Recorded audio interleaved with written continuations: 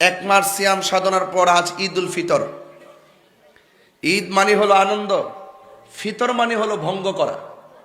ফিতর অর্থ হলো ভঙ্গ করা।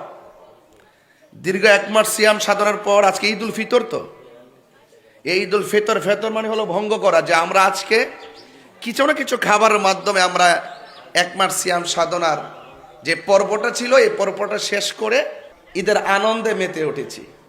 এই যে আনন্দ করা, সে আনন্দ করাও সুন্নত।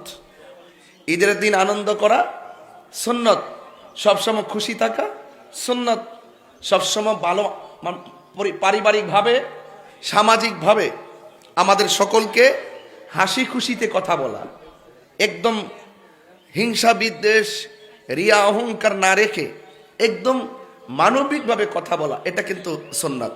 ফুরফুরে মেজাজের থাকা, ঘরে হোক বাইরে হোক, হাটে ঘাটে হোক কিংবা ঈদগাহে হোক। এটা আমার ডেস্কের মধ্যে দেখবেন লেখা আছে তাকাব্বাল আল্লাহু মিন্না ওয়া মিনকুম।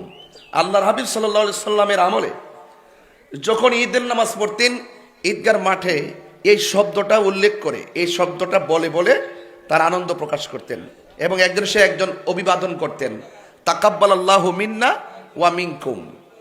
তো সেই জন্য আল্লাহ পাক রব্বুল আলামিন যেন এই সিয়াম সাধনাটাকে কবুল আর মঞ্জুর করে, সকলে বলে আমিন। আল্লাহ বলেছেন, হে ঈমানদারগণ, তোমাদের উপরে রোজাকে ফরজ করা হয়েছে, সিয়ামকে ফরজ করা হয়েছে, যেমনই ভাবে তোমাদের পূর্ববর্তীগণের উপরে সিয়ামকে ফরজ করা হয়েছিল। এটা এই উদ্দেশ্যে যে লাআল্লাকুম তাত্তাকুন, তোমরা পরহেজগার হতে পারবে। কিন্তু আমরা কতটুকু তাকওয়া অর্জন করতে পেরেছি? কত